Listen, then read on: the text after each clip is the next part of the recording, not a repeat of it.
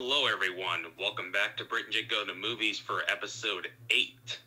And we are continuing our Spider-Man-a-thon leading up to No Way Home. That's coming out next month. We're getting close to No Way Home. It's crazy. Yeah, I know. It's weird. Yeah. But yeah. We have already covered the Raimi trilogy. Now we're going to talk about the Marc Webb movies.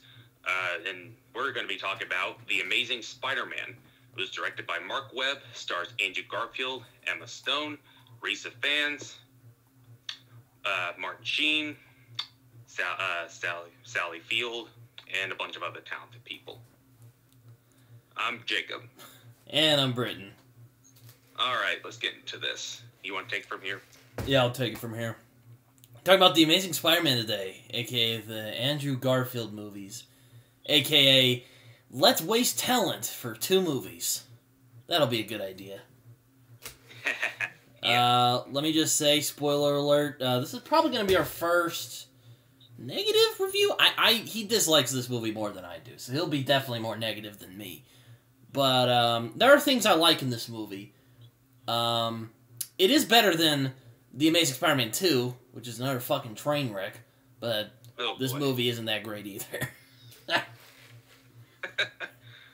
Yeah, I would say this film is just underwhelming. Yeah, that's probably the best way to describe it. This is a very underwhelming movie. Very, very underwhelming. I mean, comparison to the, 3 bangers we already got with the Raimi movies, or, 2 bangers and 1 that's fine. You can watch our episode last week talking about that one. But, yeah, this movie is, I feel bad. It's like Andrew Garfield. I don't think he's a bad Spider-Man. We're probably going to get more into this as we get into this episode, but I don't think he's a bad Spider-Man.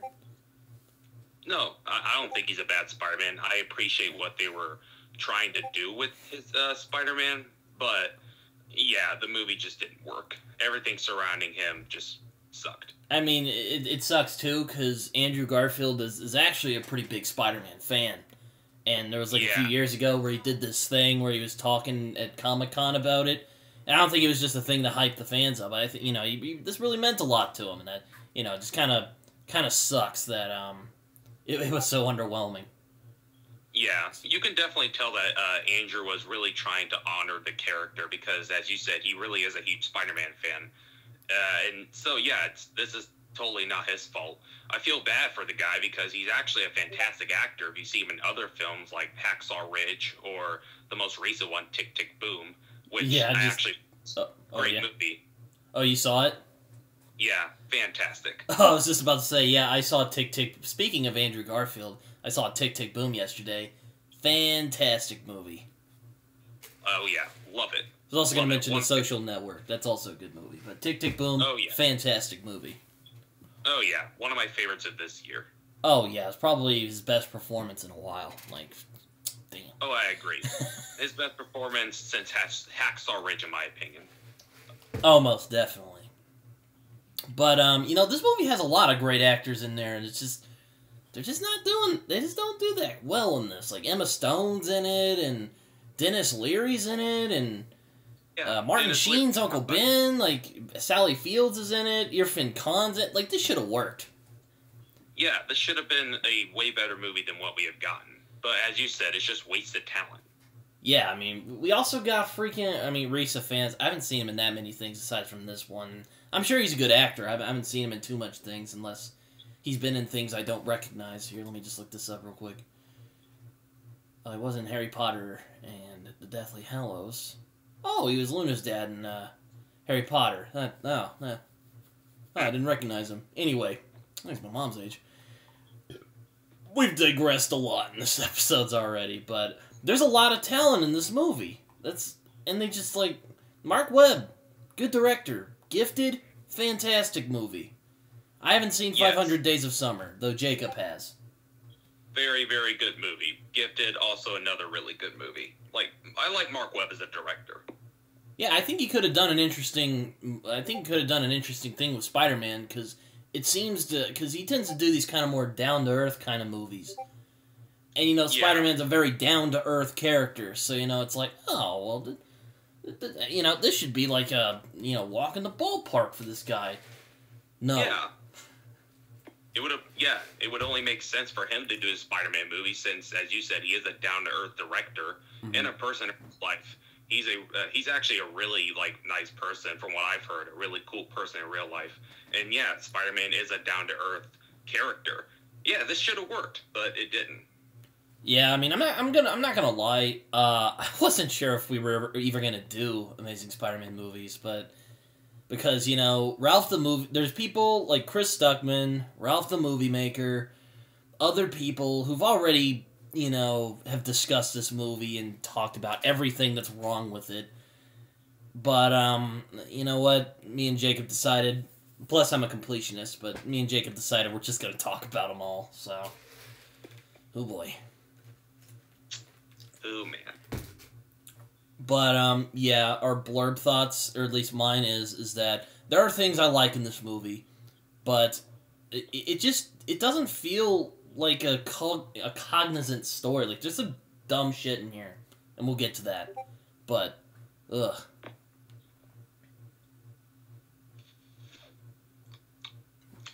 Yeah. My thoughts, I do not like this film at all. I just feel as a film, it reeks of Hollywood involvement. Like, there are so many things removed. Like, if you actually go back and watch the deleted scenes of The Amazing Spider-Man, there are 30 minutes of deleted scenes. Like, there's an entire backstory with the lizard removed. There is so much in this movie that's so jumbled and so messy that it was hard for me to get invested in the story. And the story itself, it basically just rehashed a lot of things from Sam Raimi's first Spider-Man, except nowhere near as good as that one. But with this film, I was virtually, for the entire runtime of the movie, not entertained. To me, it just felt like someone who had seen Spider-Man once, who was plucked out of 500 Days of Summer, Marc Webb, which is what Hollywood is doing nowadays. They're taking successful indie directors. They did it with Garrett Edwards, throwing him in front of Godzilla, and seeing what happens. And overall, this movie just didn't work for me. I mean, we've even seen in the MCU, like Taika Waititi, and though he's worked out pretty well, I really like Thor Ragnarok. And they've been kind of doing that, which, is funny when Martin Scorsese talks about, these superhero films take away from, indie filmmakers. I could be like, Marty, I love you, but you do know Marvel, Marvel movies also try to get indie filmmakers to make movies, and what am I trying to say? Trying to get them more heat. I don't think Jojo Rabbit would have been as nearly as successful if Thor Ragnarok didn't blow up.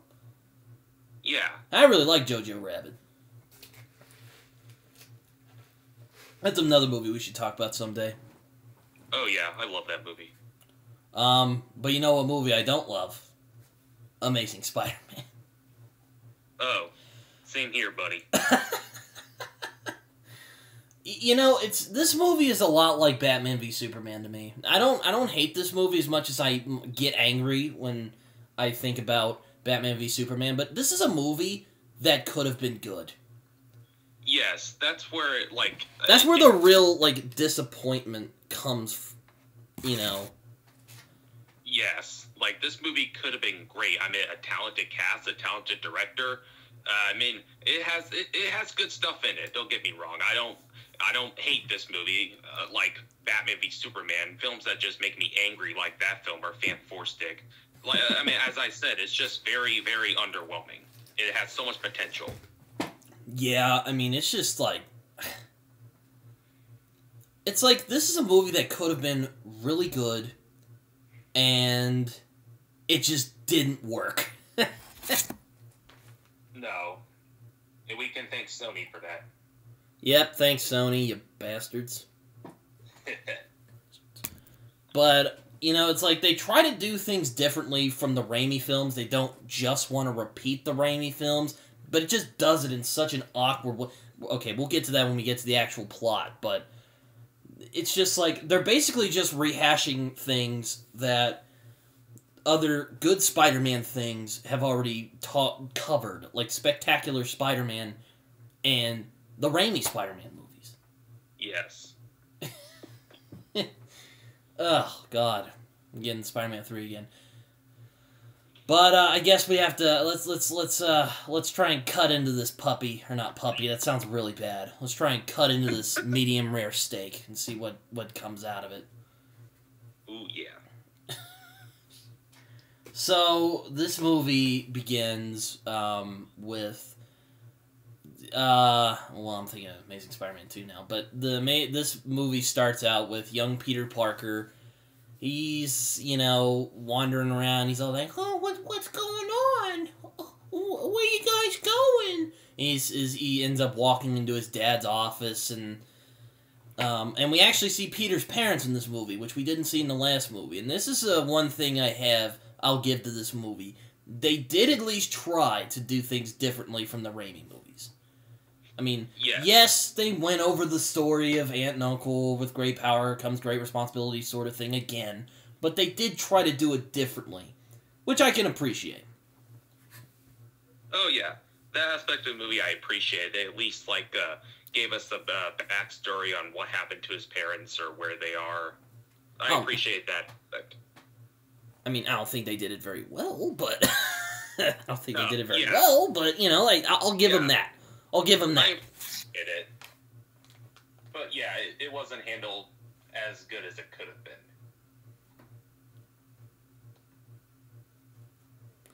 I mean, I don't know. This scene actually isn't that bad. It's just kind of your standard, oh, we're going to leave you with your aunt and uncle in a while, and oh, yeah, his dad, they try to do this weird science fiction espionage thing. It's bizarre. That's actually more for the second movie, but in this first movie, he sees that his dad's office has just been burglarized, and his parents are like, ah, shit. So they get all these documents out, and then they take Peter to Aunt May and Uncle Ben's house, and his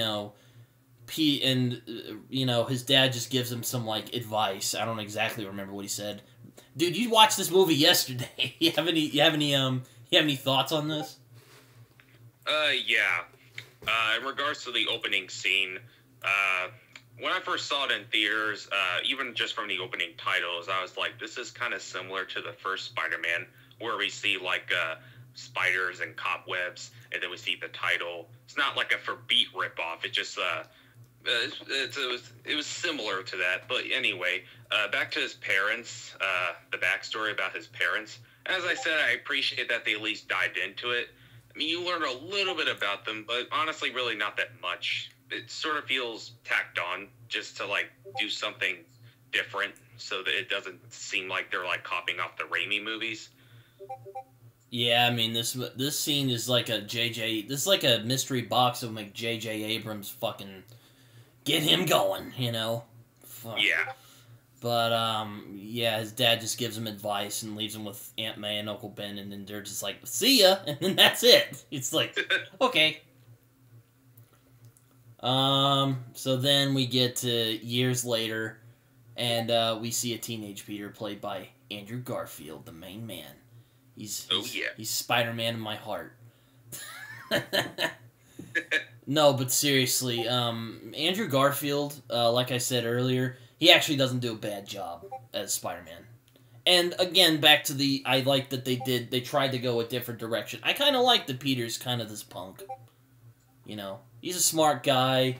He doesn't really, he doesn't try to replicate, Tobey Maguire's kind of geekiness. He's just kind of he's kind of punkish, I kind of. Yeah. Not that it's cool or anything, but it's kind of you know what? I'll give you that movie. Mm-hmm. He's skateboarding around the hallways, and of course Flash Thompson, who looks fucking. I think he's smaller than Andrew Lincoln is, or not Andrew Lincoln. That's from The Walking Dead. Andrew Garfield.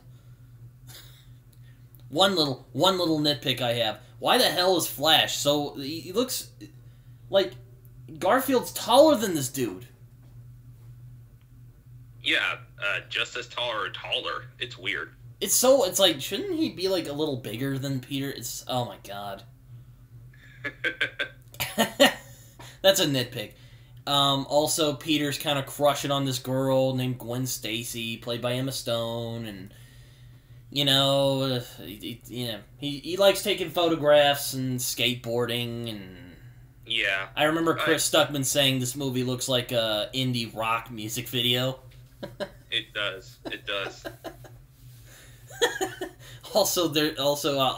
Every time I watch this movie now, I always think of Chris when he says Andrew Garfield looks like he's hungover for half the movie. He really does. He really does. Oh my god, it's so bad. But yeah, as you said, Andrew Garfield he's not too bad in this movie. I don't think he's a bad Spider-Man, and his Peter Parker, I appreciate what they were doing. I mean, the whole punky Peter Parker, it just didn't really work for me. But I appreciate what the approach, what they were trying to do. In regards to his character, you care about him a little bit.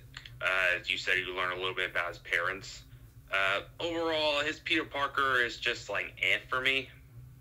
Yeah, I mean, there's this one scene where Peter walks up and sees Flash bullying this fucking... this kid looks like he's 12, but I digress. And Peter walks up, he's like, hey man, don't do that. And, like, that's Spider-Man right there. Like, that's who I think of when I think of Spider-Man. Yeah. And there's a couple scenes like that in this movie, but, we'll get to that. Yeah, just standing up for the people who are being bullied. Mm-hmm. Classic Spider-Man. Mm-hmm. And Flash does this, is really cringy, but it's all like, yo, bro, what you gonna do about it? He's like this super douchey bro. It's so stupid. Like, I can't even get mad. It's just dumb. Like, ugh. Anyway, so Peter is just kind of going through life. He's in high school. He's not really popular. He just kind of sits back in the... He looks like... I knew a couple of guys like this version of Peter in high school. Just kind of angsty. Yeah. He just, like, sits in the corner listening to Radiohead. I mean, maybe not Radiohead. I mean, I listen to Radiohead, but I listened to that in college, so... He's probably like listening to Karma Police on his old headphones from like the 80s. And again, he's also like this dirt poor kid, so you're just like, you know what? Okay. I guess it works.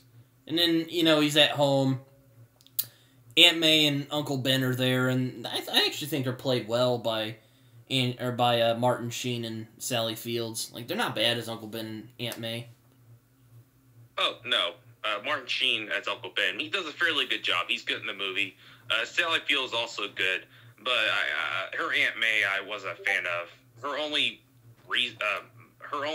only thing she does in the movie is just constantly worry.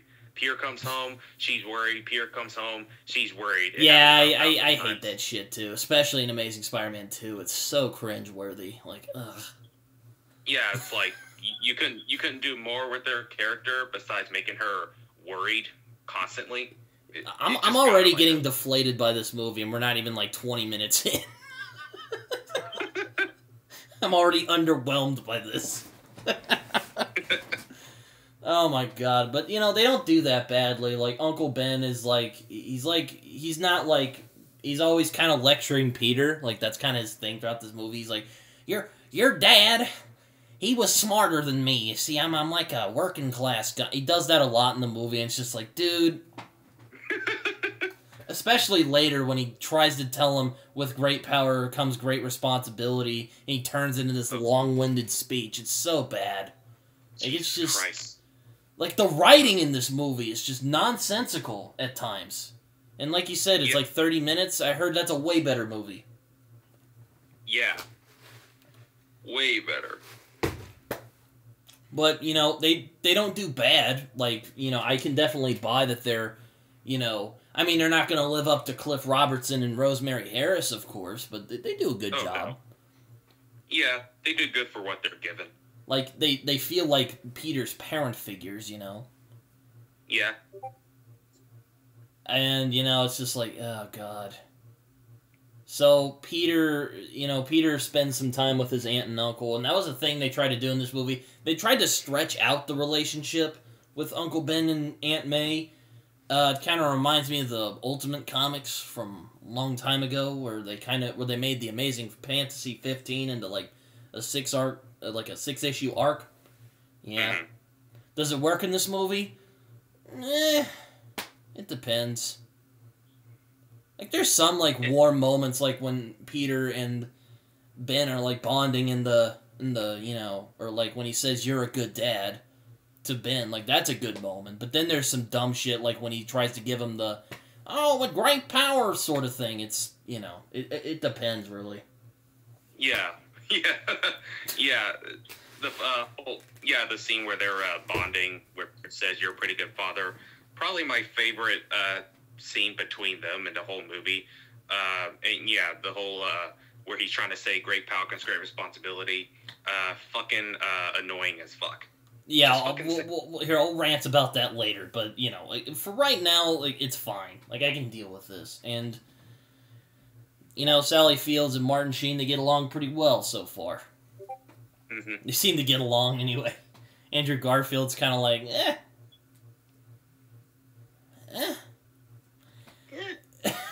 I don't know. Apparently, he ends up finding some papers from his dad.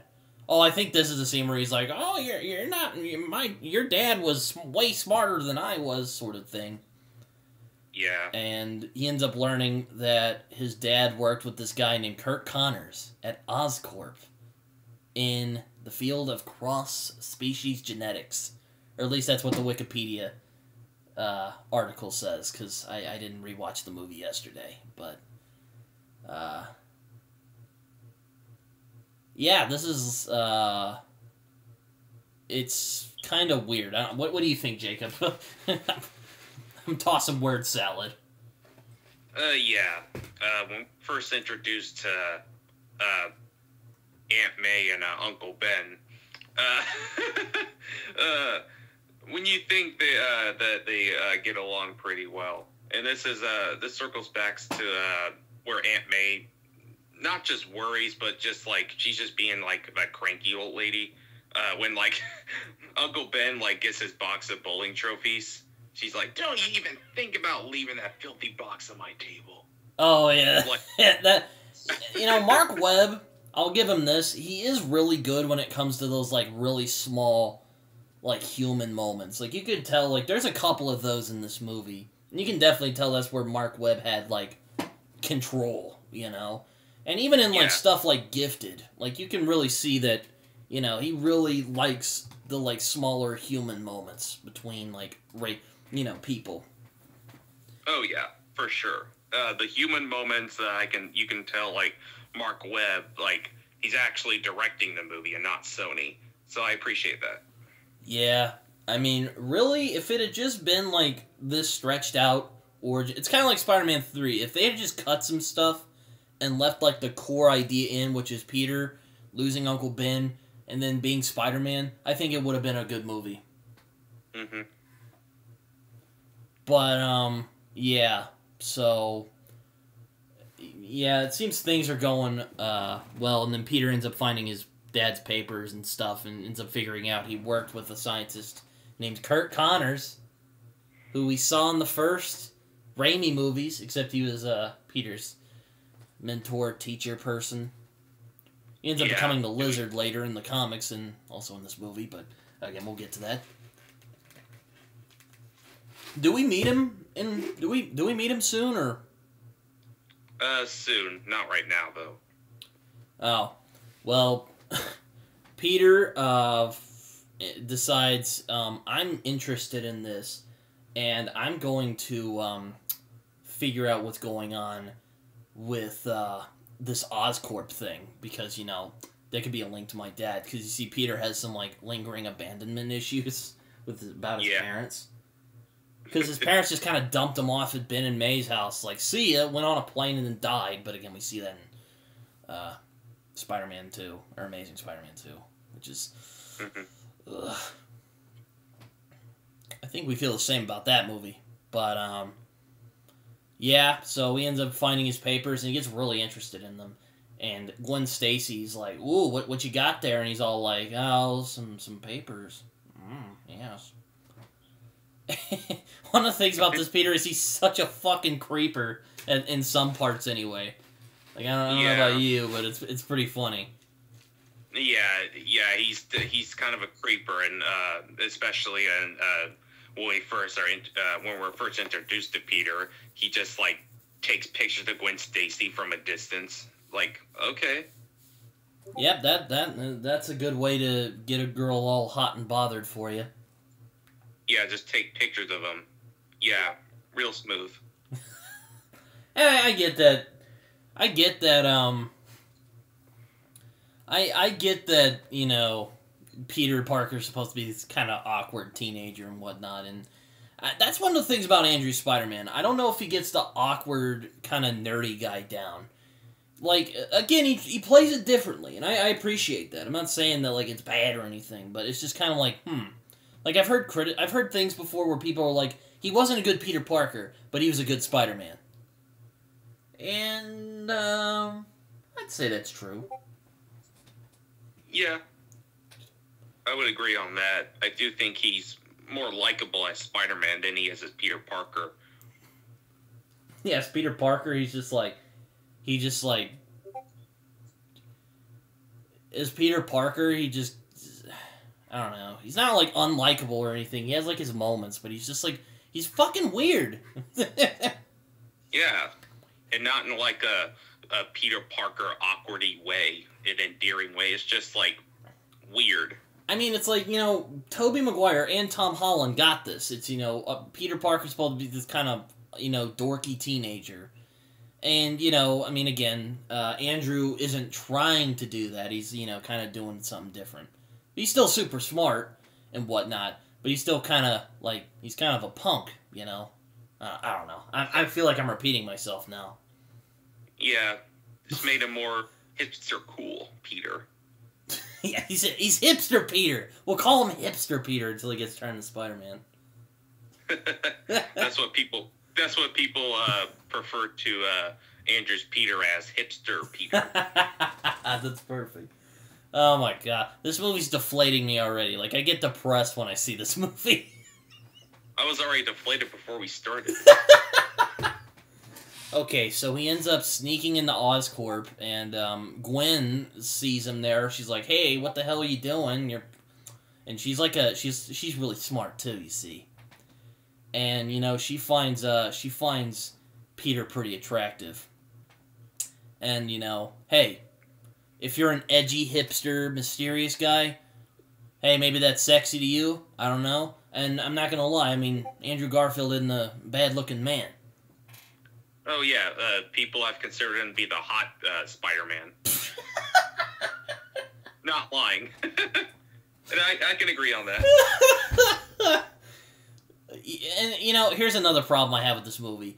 There's no arcs in this film. Like, maybe Peter goes through one, but nobody else goes through, like, an arc in this movie. Nobody. Like, no one. Gwen Stacy, like... Emma Stone, like, I like her as an actress. Oh, she's good. And she's really good in this movie, and there's really great chemistry between her and Peter. I mean, the actors were dating in real life as well, so that probably helped. But there's no development given to her character. It's like... Yeah. There's no arc in this movie. Like, maybe Peter and Gwen's dad, and that's about it. That's it. Gwen Stacy, here are two character traits. She has a crush on Peter Parker, and she can make an antidote serum in, like, 2 seconds. Yeah. That's all her character's given. Yeah, and in the next movie, she's, like, wanting to be independent and make her own choices, but we'll get to that. And, oh my god, like, ugh. Well, I'm sure there will be a lot of yelling when we get to Amazing Spider-Man 2. Oh, yeah, but, mostly from me. So Peter sneaks in, and to this lab area... And he's looking around, and he ends up going into this genetically modified spider. And he ends up walking around, and then one of them bites him. Oh, yes. You fucking see. Oh my god. Alright. This doesn't make me mad, okay? This doesn't make me mad. But, you know, it's like... It's such, like, a quick thing. Like... I know. It just happens so quickly. It's like, okay, think back to the Raimi movies. I didn't want to do this in this review, but think back to the Raimi movies. Like, they built that shit up. Like, before that spider bit Peter, they built that shit up. They showed all the powers Spider-Man can do, and they see the spider crawling around. There's none of that in this. He just walks in, looks around, all dumbfounded, and he gets bit in the neck by one of them. It's just... Yeah. It's fucking baffling. Yeah, even before that, like, he's stumbling into the lab, and all these spiders... Oh, and a bunch of spiders fell on him, and one remained on him. And and it fucking bit him in the back of his neck. Fucking lazy. That makes me think of the Hishy parody of this movie, which we're probably going to bring this up a few times. But it makes me think of the Hishy parody where they, like, fall on Peter, he's like, oh my god, and he, like, falls down. Oh my god. Oh boy. Oh my god, it's so hilarious. But, you know, I'm not too mad at the scene, and this is probably just meaningless nitpicking, but it's so underwhelming. That's the bait. Like, this scene encapsulates the whole movie. Just... Yeah, just like, eh. It's like splurging out after you've been, like, you know... Okay, maybe that's a little vulgar. But... That's number one dumb scene in this movie. Like, there's a couple of WTF moments in this movie. And again, we'll get to that. Not quite as irritating as Spider-Man 3, but, you know. Oh, my God.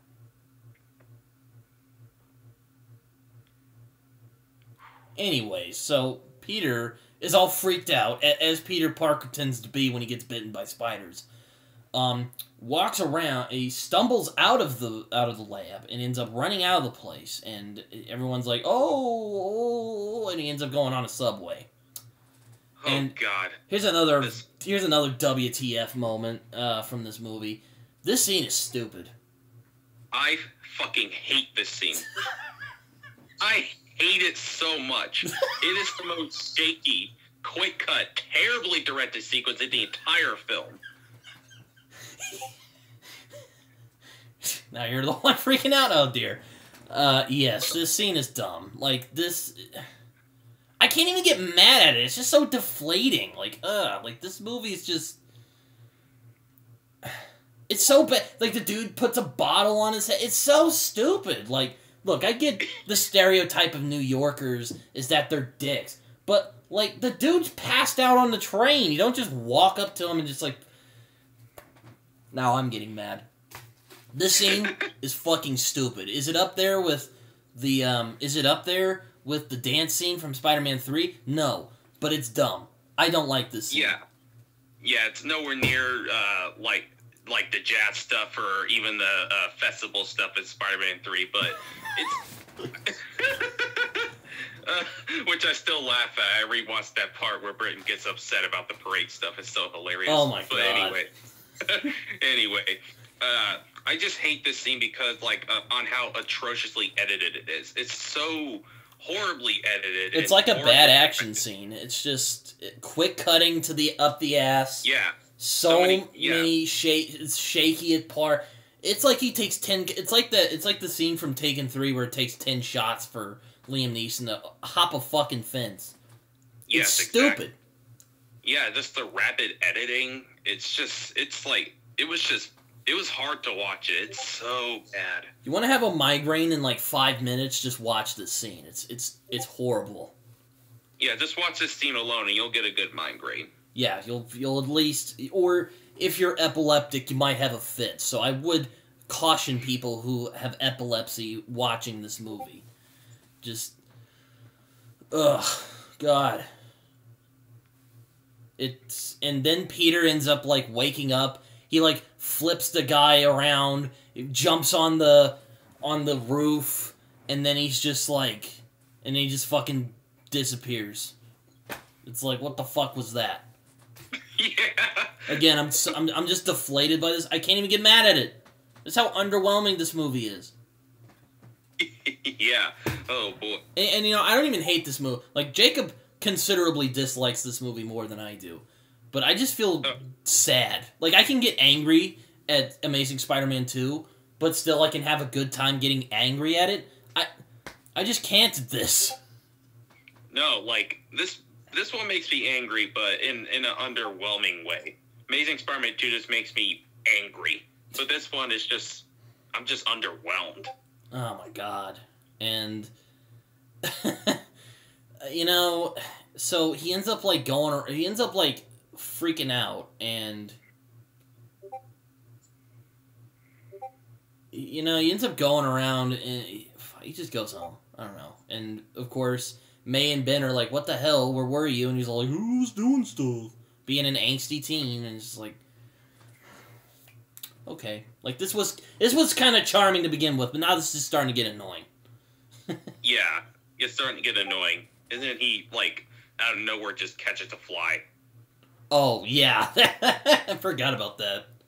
Yeah. It's been a while since I've seen this movie, and it hasn't been, like, ingrained in my mind since, like, Amazing Spider-Man 2 was.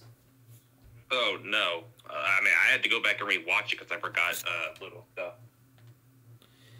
Yeah, remember these,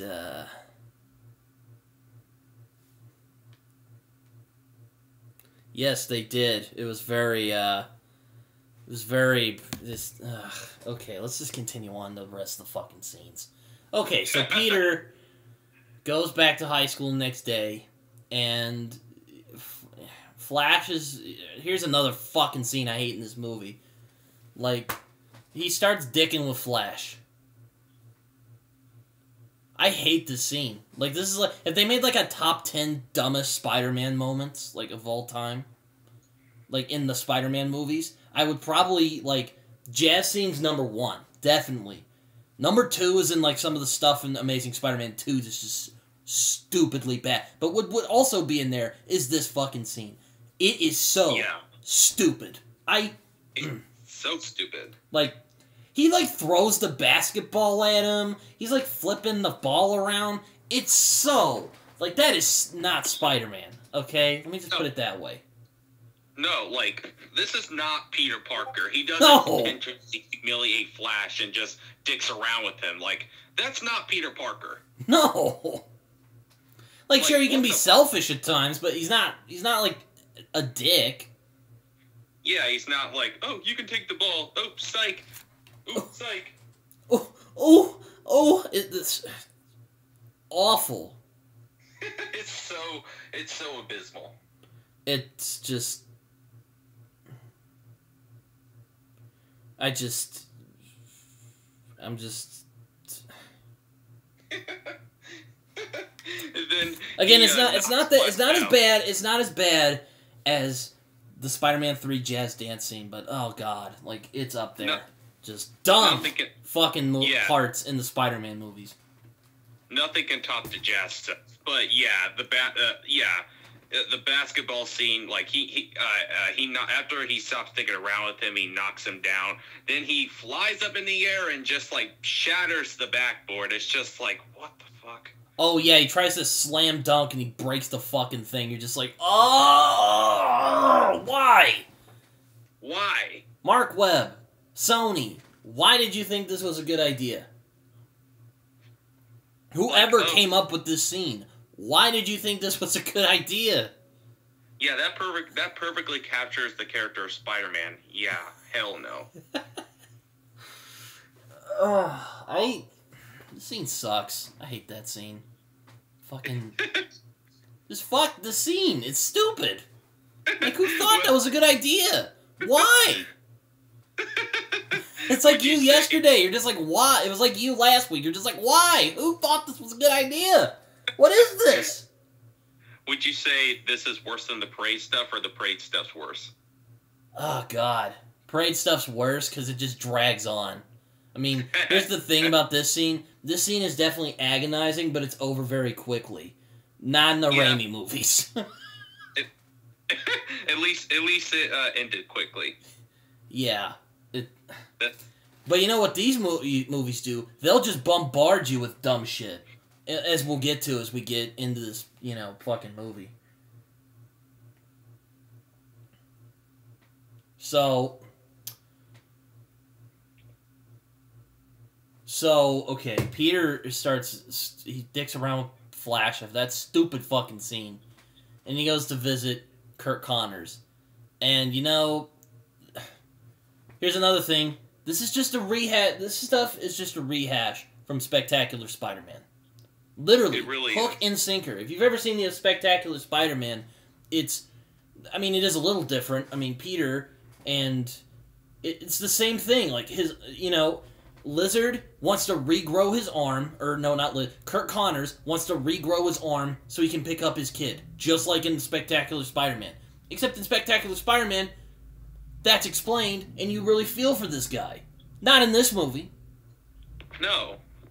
I just gotta get into Dr. Connors real quick. He is, without a doubt, the worst developed and worst fleshed out any of the Spider-Man villains that we have seen thus far, in my opinion. Like, as you said, like, his whole motivation is just regrowing his arm so he can pick up his kid, just like the Spectacular Spider-Man. But at least that was entirely fleshed out. There was actually a deleted scene where there was this where he was dropping his kid off at a school bus.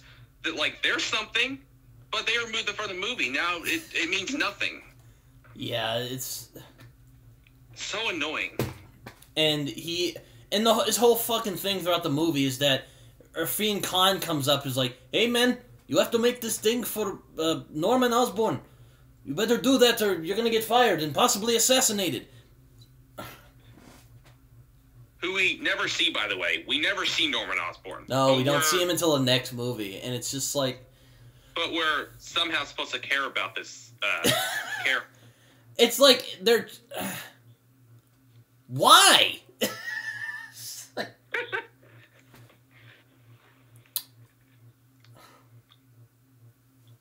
Who fucking thought this shit up? Jesus. Okay.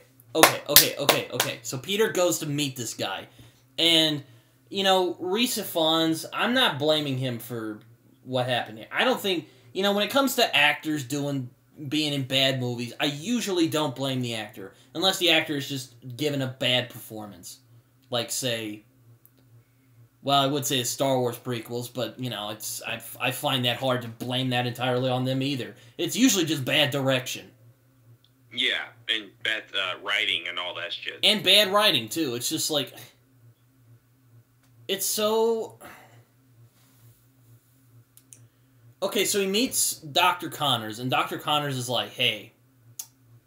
And, oh yeah, his whole fucking thing throughout the movie is either A, he tells Peter to stay away from what his dad was doing, because it was some pretty shady shit, or Irrfan Khan is harassing this guy to make this fucking thing for Norman Osborn, who, again, we never see in this fucking movie.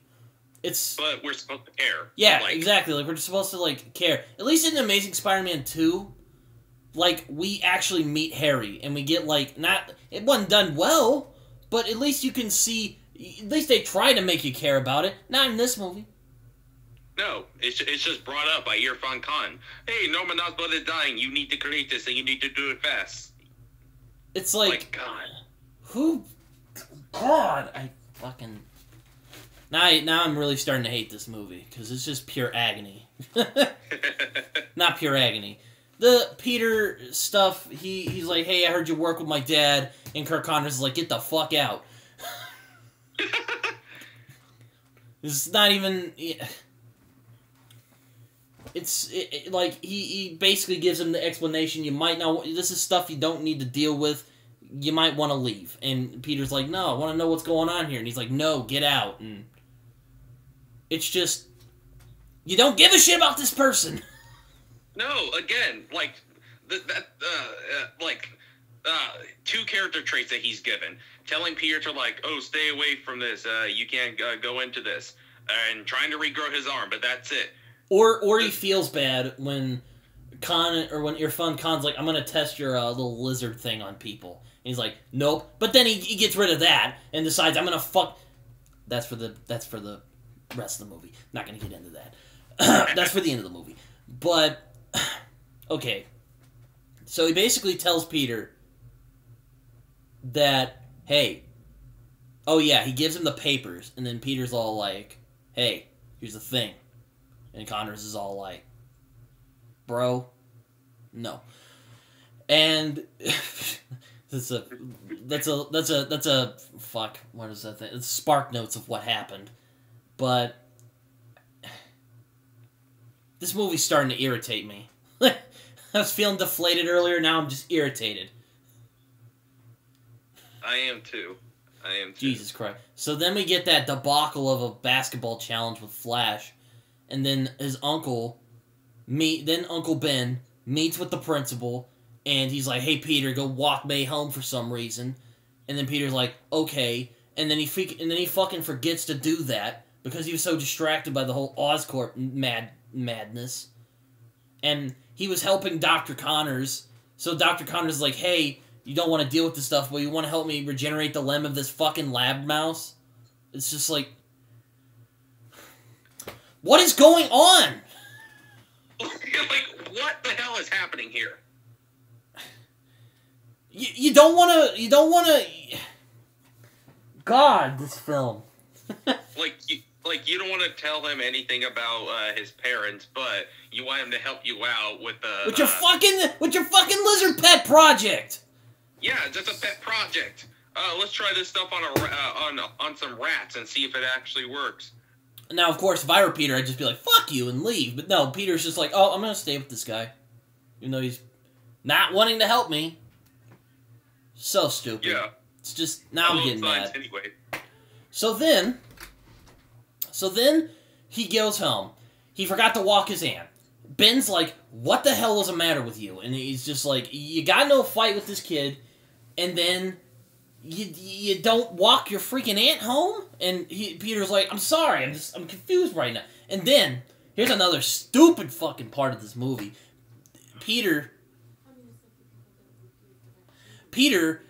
Then Ben just gives the long-winded explanation of, with great power comes great responsibility. And I just...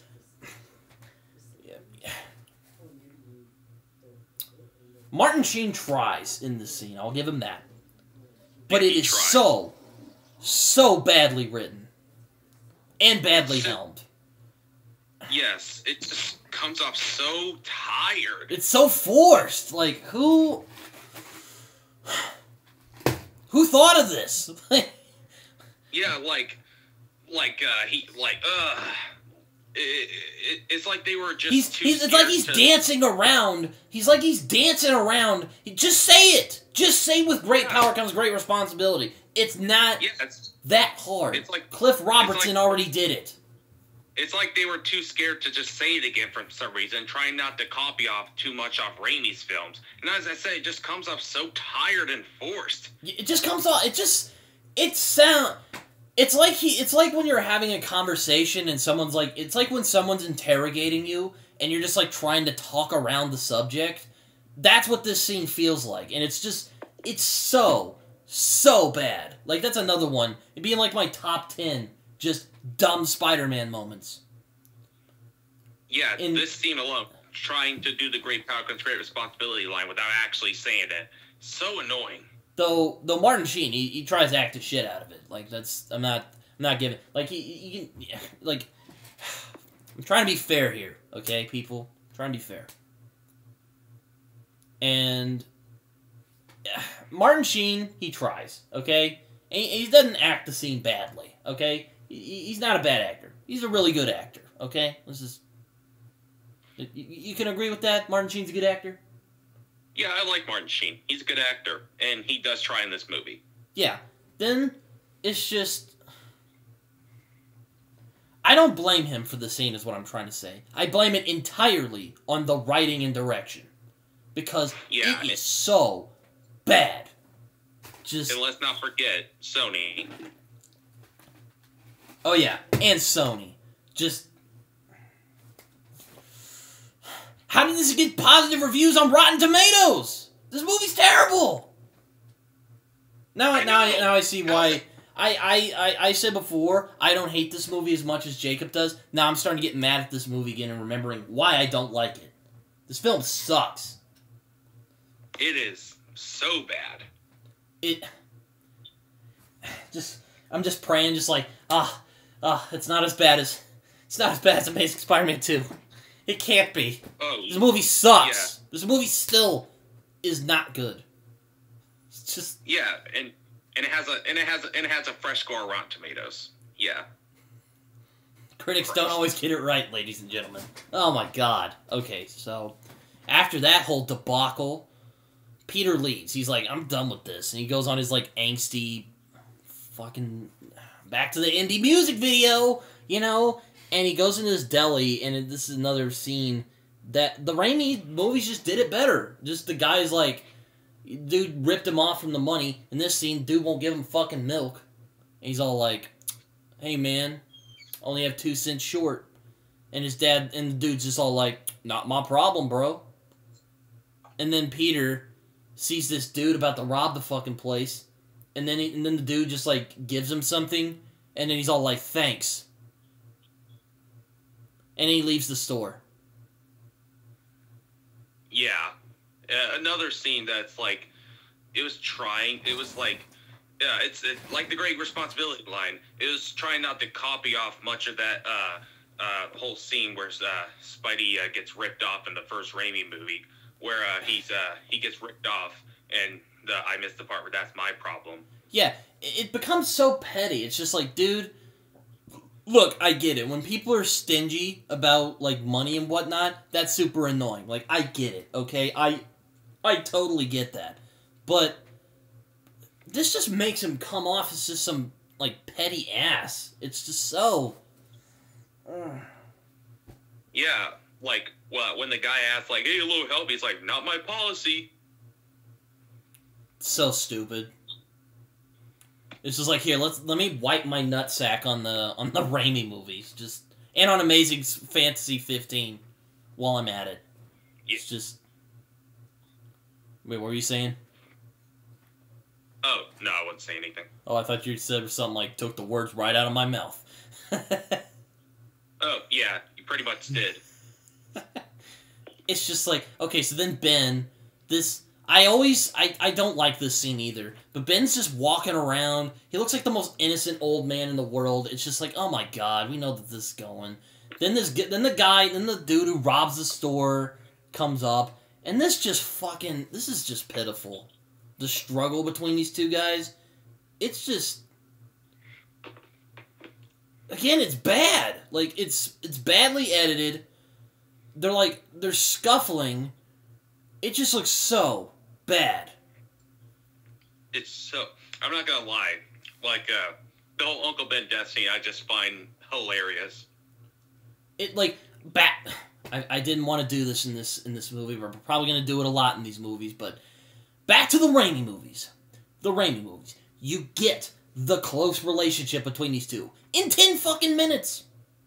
And then when he dies, it's genuinely heart-wrenching, man. Like, you can watch our Spider-Man review. Like, we talked about it. And in this scene, you don't feel that much. There were a couple of good scenes where you're like, oh damn, but you feel like, oh damn, that sucks. You shouldn't feel that way. You should feel like, damn, that's awful. I feel really sad for Peter. Yeah. Nope, dude just scuffles with the guy in the most pitiful scene ever, gets shot, and he just gets left out there. It's just... Yeah. And Carlton's always like, oh, they did Uncle Ben dirty in the MCU movies. What about this movie? Okay, I'm calling you out, Carlton. You answer me that right now, okay? They did Uncle Ben dirty in this movie, okay? They made him off this buffoon walking around, and then he scuffles with a guy badly for a second, and then he gets shot. Yeah, and when Peter sees Uncle Ben die, I just find that scene hilarious. I don't find it like emotional. It didn't like. It wasn't like. It didn't impact me as much as Uncle Ben's death in the first Raimi movie. I just find it hilarious. Though when Peter finds him, I think that scene's pretty good. Because, I mean, one of the big strengths, I think, which is underrated in both of these movies, I think Andrew Garfield is really good at selling the emotion and, like, what Peter's feeling at that moment. And you can really feel that. I'll give him that. There are good moments in this movie. We've ranted about this movie a little bit, but... Though I do have a big nitpick. Oh, yeah, when he finds Uncle Ben, and he just screams out, "Someone call an ambulance!" when there's literally nobody around. Oh yeah, that's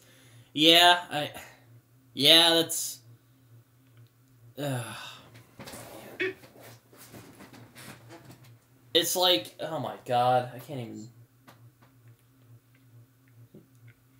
So yeah, but back to what I was saying, I think Andrew Garfield, what he's really good at in both of these movies is selling the emotion. Like, he really makes you feel what Peter's feeling. I think that's his big strength is in this movie. And he's good at that in other movies, too, like The Social Network. He's great at selling the emotion. But we'll get into that next week. Oh, yeah. I mean, in The Amazing Spider-Man 2, especially, like, at the end of that movie, he really sells that emotion that he feels. And in this scene, he does, too. Like, you can feel the sadness. He feels the sadness to that, you know, Uncle Ben died because of him. But again, another thing about this movie, like, what did Uncle Ben, like, you know, what did they... It doesn't feel, like, again, back to the Raimi movies, doesn't feel quite as saddening as it did in the Raimi movies. No, I didn't give a shit. I was just like, oh yeah, he died. Like, we haven't seen that 1,000 times already. It's just... Okay, and now I'm just baffled by this film.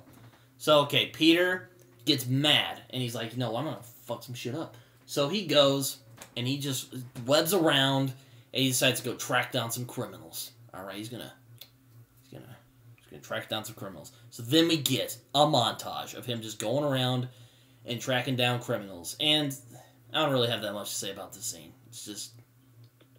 It's fine. How about the fact that they completely thrown that out the window of him search for his uncle's killer? Like, what the fuck? Oh yeah, that too. Yeah, just spit on that. It's just like, I forgot about that too. It's just like, yeah, he just drops it after a little bit. Yeah, it's like, I'm not able to find him. So yeah, you don't have a reason for him to become Spider-Man aside from the fact his uncle died and that pissed him off. Which, okay, I guess that gives you a amount of reason. But this part just fundamentally misunderstands the whole point of Spider-Man. It's like, yeah. Spider-Man became Spider-Man because of the guilt, because that exact same guy who he let go killed his uncle. That's why he's Spider-Man. Yeah, that's what impacted him, and that's what made him want to become Spider-Man in the Great Power Comes Great Responsibility. Yeah, but not in this film, because he doesn't find his killer.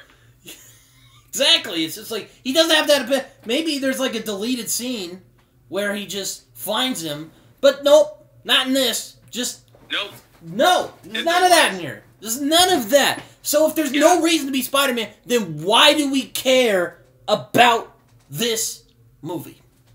Yeah, why do we care? If there was a deleted scene, it doesn't fucking matter because it's a deleted scene. It's not in the movie. It means nothing. Like, you're just going to completely throw that away, the whole meaning of Peter becoming Spider-Man and his whole reason on wanting to become Spider-Man, and that's completely thrown out the window. Are you fucking kidding me? That's so dumb. Exactly, yeah. It's like... This movie just does not seem to get why Peter is Spider-Man. He's Spider-Man because he does not want to... It's like Batman. It's like if in the Batman movies, like, you know, I don't know, his parents just, you know, got mugged, and that's why he became Batman. I don't know. Okay, that's a bad example. But... he is Spider-Man because he never wants anybody to go through that sort of thing again. It's like Batman. He does not want... Batman is Batman because he doesn't want anyone else to go through what he went through when he lost his parents. Same thing with Peter. He's Spider-Man because he doesn't want what happened to him happen to anybody else. Yes. And they just throw that shit out the window.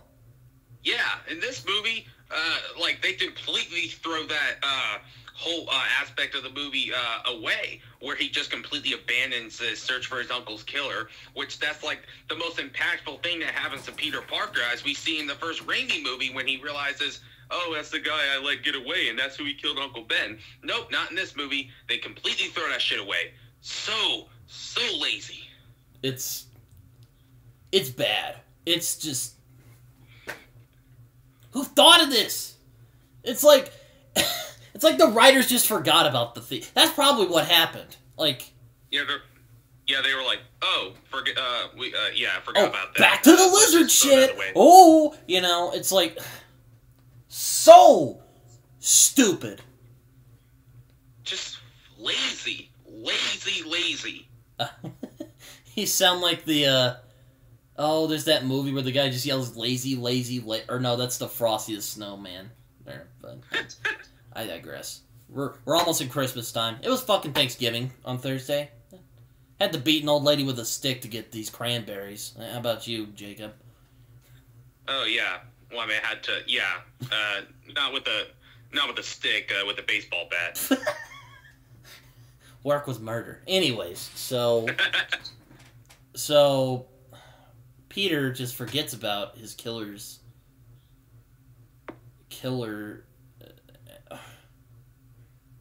I feel like I've just been Dementor's kissed. Like, oh my god. Okay, so he goes around in his little. Then he ends up falling through this abandoned place, and he sees this luchador wrestling poster, which inspires him to make a mask. Which, okay, cool. You know, here's the thing. I don't actually mind the suit in this movie. I know people don't like it, and it's fine. That's fine. If you don't like the suit, that's fine. I don't really mind it either way. And yeah, it does look like a basketball, okay? Like, every time I see this movie, again, I think back to Chris's thing, where he talks about how it looks like a basketball. And yes, it does. But, you know, I don't mind it that much. It's like, you know what? It's fine. Like, it could be worse. I actually like the design of it. I like the design of it, but, like, the whole texture of it looks like a basketball. And, it does. The other thing I don't like, I hated how the eyes were yellow instead of white. Yeah, I mean, there is a thing I like that he uses, like, things in his everyday life to make the suit, which is, you know, I thought that was fun. But aside from that, it's like, I don't really mind. It's okay. It's not the worst. The suit in Amazing Spider-Man 2 looks way better, though. I will say that. Oh, yeah. No competition there. God. So, then he begins swinging around as Spider-Man, even though there's no fucking logical reason for him to be Spider-Man. Like, man. So he ends up getting a suit. He makes the web shooters, which that was a thing people might complain about. Honestly, I don't really care, you know? It's just like, he makes the fucking webs, fine. Then we get another dumb scene. So, this dude's trying to break into this car. And then here comes Spidey. Now, let me just say this. Andy, he's a good Spider-Man. Andrew Garfield, he's a good Spider-Man. He's good at the snappiness of Spider-Man. But, this scene just takes it so overboard. It's like, Jacob, do you want to take this scene? Because I'm about to just, like, go fucking Super Saiyan on this. Oh, yeah. The car thief scene. Yeah. With Andrew Spider-Man, he's more quippy. Just for that one scene alone. Like, look at this out of filmmaker perspective. That was just one scene for the fans. Oh, let's have Spider-Man tell some quips and jokes and never have him do it again. It was just a fan service scene for us. Like, at least in the Raimi films, the quips, while minimal, were spread out. Like, here there's one quick scene where he just tells some jokes and fucks with the car thief and never have him do it again. That's how I see it. Yeah, I mean, I thought it was funny when I was, like, 11, but now it's just like, ugh. And this is actually one of the few issues I have with with the Spider-Man game, which is that Peter's a little too quippy, but that's just a nitpick. It is a great game. But this scene is just dumb. Yeah, One, it's like, he's okay. just, he's webbing the dude's nutsack. The cop shows up, he's like, hey! He knocks the gun out of his hand, he's like, oh, whoa, I'm doing your job for it. It's so bad. And I'm tempted to say, like, I'm about to say, look, I thought Spider-Man 3, but nothing beats the jazz stuff in Spider-Man 3. But my God. This scene is testing me, okay? This movie's testing me. Yeah, it's like, this scene was like way too much. Way too much. It's like if Andrew Garfield Spider-Man, like, broke into my... It's like the Kool-Aid Man. He just broke in, like, oh yeah, just starts, like, webbing the dude's nuts in his mouth. It's so bad. It's just... He really is like the Kool-Aid Man. He'll just, like, break your walls, like, oh yeah, if you're gonna steal cars, don't dress like a car thief, man. Oh my God, it's so bad. It's so bad. Oh yeah, he also gets into a relationship with Gwen. Just, whatever. But, that happened. Yeah, just happened out of nowhere. Yep. He goes to visit her family. It's fucking weird. And then there's that cliched thing, and here's one thing. You know what, before I start ranting about this scene, I will say Denis Leary, Captain Stacy actually has an arc in this movie. I'll give him that. There are no arcs for any of the characters in this movie. Aside from, like, Peter, the Lizard for, like, a second, and then Captain Stacy. Because Captain Stacy starts out like, nah, I don't like that Spider-Man. Nah. But then he, comes around. Nope. In this scene, I fucking hate this. Where the dad is all like, oh, I don't like this. And then the hero actually, he's like, oh, I think that's kind of cool. It's so stupid. I hate scenes like this. It's in Meet the Fockers. I hate that. It's just your typical cliched thing where, like, one person says, like, I don't trust this superhero guy, and the actual superhero and their human selves, they're like, yeah, I think they're doing something that the police can, and yeah. So, it's like, okay, we're not the nostalgia critic here. We're not just about to start throwing shit around, but my God, the scene is just, it's so cliched. It's like, why? Why did they think this was a good idea? Yeah, let's just throw this scene in here. Like every other superhero movie, or not just superhero movie, any other type of movies. So annoying and cliched, as you said. I mean, and Denis Leary actually does a good job. He's not a bad actor. He usually plays, like, the smart-ass guy. But in this movie, he's kind of, like, straight-laced. But, and he's actually not bad. Like, but, God, I hate scenes like that, where the son and the father of the girlfriend / wife / fiance just don't get along. It is so... I don't like it. So I will say I like Denis Leary as Captain Stacy. I do. Yeah, I like him as George Stacy. He's not bad. Sorry, I didn't mean to interrupt you. All right. What was I saying? Oh yeah, he's actually one of my favorite parts of the movie because he's other than Peter, he actually has an arc in this movie. Yeah, he actually feels like there's depth to him. Like, oh wow. Yeah. He actually feels like a character. Yeah, he feels like a person. I'm not saying that, like, Gwen doesn't, but she doesn't have any, like, fucking... Okay. So after that dinner, Peter's all like, I'm gonna reveal my identity to Gwen. Because that isn't fucking stupid at all. Oh, yeah. And he also, like, webs her to him. It's just like, God. Here's the thing about this. The Raimi movies, when it got to just, like, the super cringe stuff, they're like, oh, we're just gonna lay it on everybody. In this scene, they bombard you with it. Yeah, like Spidey revealing his identity to Gwen by just, like, pulling her with his web. Oh, it's so stupid. It's atrocious. Well, I mean, okay, Emma Stone and Andrew Garfield, they got a lot of chemistry. Cool. They dated in the real world. But, Oh, man. It took 2 movies, man! In the last movies! It took 2 to reveal this! And then Peter, in this movie, is like, oh, I like this girl. I'm gonna reveal my identity! My parents are probably gonna be like, dude, why were you yelling so much? It's like, because I have a lot of issues with this film. I thought I was gonna be yelling more because I dislike it more. You know what? Maybe I'm gonna join you, Jacob. I don't like this movie, man. I've been open. I don't like this film. But my God, this is way worse than I remember it. Yeah, it's when I rewatched it, I'm like, this is way worse than I thought. I mean, I never liked this movie, but after rewatching, I'm like, this movie is fucking bad. It is bad. Okay, then we go back to Kurt Connors, and fucking Irrfan Khan is harassing him again, and he's all like, hey, I saw that you got the thing with the mouse DNA. I saw you got the thing with the lizard DNA. You should. He wants him to start human trials. Connors is like, hell no, you're definitely not doing that. And so the guy fires Dr. Connors. Back to this. I don't care about this.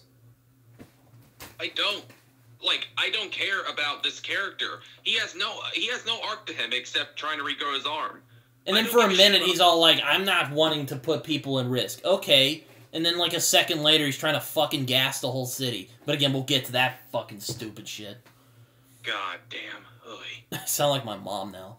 Jesus. When she gets mad, she starts like going, that fucking idiot. This movie. It's like, oh my God. This film. Ugh. Now this is becoming worse now that I'm remembering it again. So Ratha's like, oh hell no. And he fires Connors. And again, I don't give a shit about this. So it's like, okay. So Connors decides to try the formula on himself. Which, that always goes well. Then he has like a splurging out, a la from fucking Spider-Man 1, and then he passes out. And then he ends up seeing that his arm's grown back. Which, that's kind of a weird scene. Like, just the weird stuff on his arm. It's like, ugh. Ugh. But... yeah, but again, we don't care. Like, after he gets his arm, like... all of this is just leading up to him becoming the Lizard, and then he'll eventually become insane and get a voice in his head, like how Norman or Doc Ock did in the first Spider-Man, rehashing those movies. Ugh, so annoying. Oh my God. It's not even... And that's the thing, the Lizard's not even like that in the comics, or even in Spectacular Spider-Man, which this movie, I'm sure, ripped off in spades. It's like, he just turns into an animal. It's like a werewolf. He's basically a were-lizard. Were-lizard. Never thought I'd say that in a sentence, but I digress. Yeah, he's just like, he'll turn to a lizard, then turn back into himself. In the Spectacular Spider-Man, when he turned to a lizard, he remained as the lizard until he got the antidote. But yeah. This one, it doesn't make any fucking sense. Like, he is like a werewolf. The lizard werewolf. Like, he'll turn into a lizard, then turn back. Makes no fucking sense. Yeah, in this movie, they're just like, oh yeah, we're just gonna rip off the Raimi movies. It'll be fine. And then it's just like... So, then... he sees that Ratha is about to go to the fucking hospital, to this Veterans Administration hospital, to give people flu shots, quote-unquote, a.k.a. the stuff that, Connors was testing out on himself. So, Connors just starts turning into Lizard, and he's just like, okay, yeah, this is happening. So then we get to the bridge scene, which this is actually not bad. I don't hate this scene. Oh, yeah. I actually, this scene's not too bad. He turns into a lizard, he doesn't even question it, and then he, starts, crawling over there, so okay, cool. I like that they took a good note from Raimi here. They kept the foreboding to the actual lizard. They did. Yeah, and they did that pretty well. And it's like you could see the cars being flung over, and you can see Rotha just like kind of nervous to see what it is, and then we get the lizard. That's a good reveal. Like, I actually like this scene. And this was like a good mixture of CG and practical from what I remember. And they actually did a pretty good job. Or at least I like this scene. Oh, I like it too. Other than the crane scene, which is probably my favorite like sequence in the movie, the bridge scene is really good as well. Perfect mixture of practical and CGI, and actually it's pretty intense as well. Oh yeah. There's shit that I have issues with, but again, we'll get to that. So Peter just is like, Peter as Spider-Man ends up saving all the cars. And here's another good scene where Peter tries to save the kid. Like, oh, what's this? Spider-Man? Is that you? There's Spider-Man. That's Spider-Man, Marc Webb and Sony. That's who Spider-Man is. Yes, I love that scene. I love it so much. Yeah. It's like, yes. There's Spider-Man. That's Spider-Man. More of this. Please. Give us more of that. And then he snatches the cars out and he saves all the people. But when he saves the kid, like, that's Spider-Man right there. Yes, I also love, like, the kid's freaking out, and he takes off his mask, and he's like, it's cool, I'm a guy. It's like, cool. You see? I'm like you. Now, get up here. And the kid's all like, okay. Which, you know, I could nitpick, like, seriously, you're just going to take off your... He's like, he's randomly revealing his identity to people, but, again, still a good scene. That's Spider-Man. Yeah, that's Spider-Man right there. Even when he tells the kid to put on the mask, it's going to make him strong. Like, that's Spider-Man. Yeah.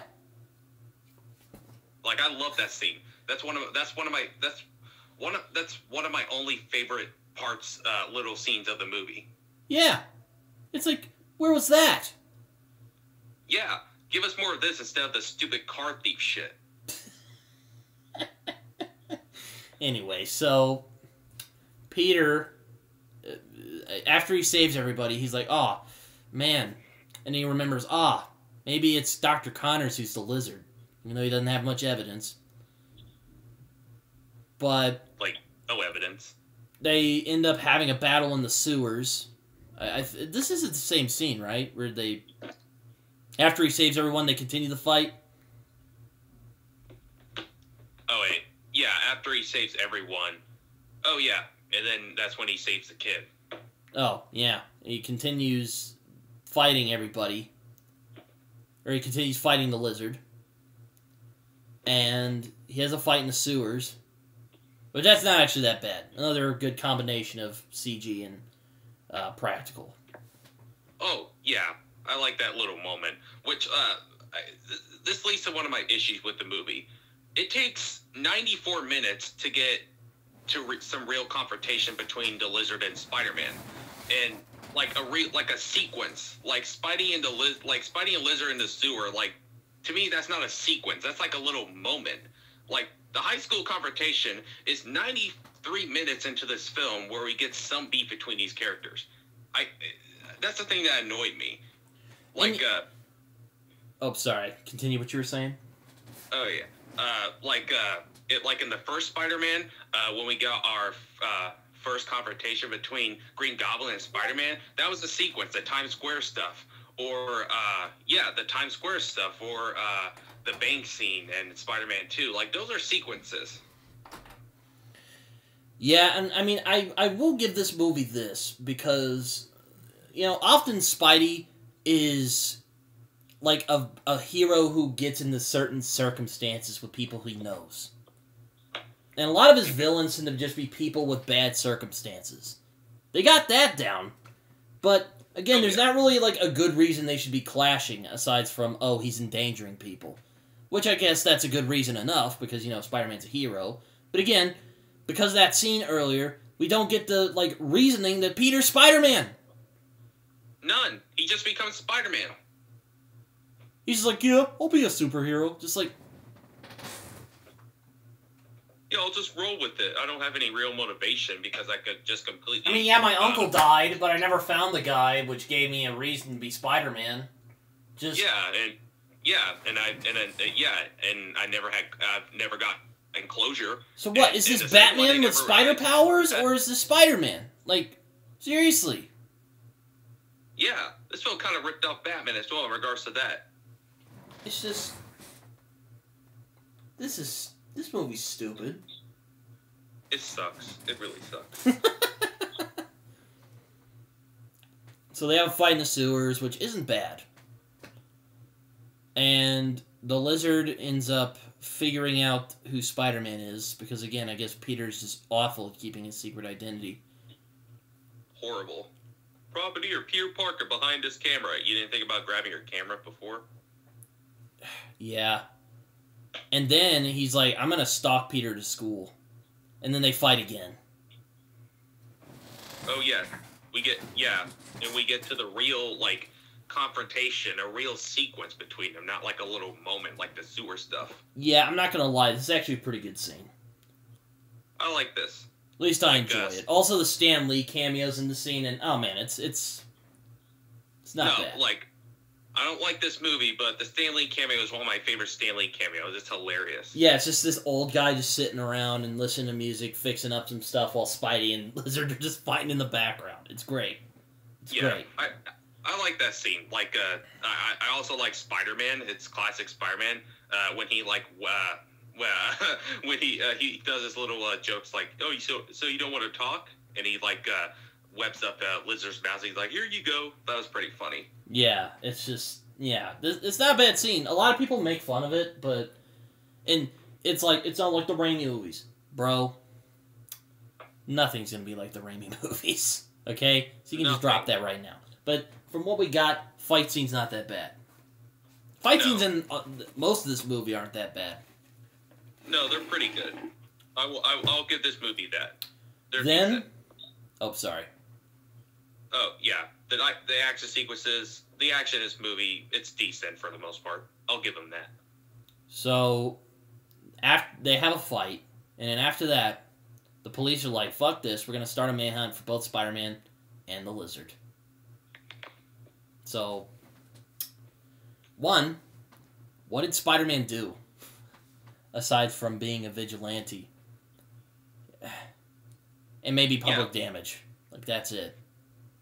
Yeah, that's it. What else did he do to be like, most wanted, search for the Lizard and Spider-Man? But then, here's where we get to the stupidest fucking thing of this movie. This is up there in, like, the top 5 dumbest Spider-Man movie things. The Lizard's plan. I hate this. This is, like, this movie, there's things I like in this film. This is atrocious. Absolutely abysmal. So here's what the Lizard wants to do. He wants to turn everybody into lizards.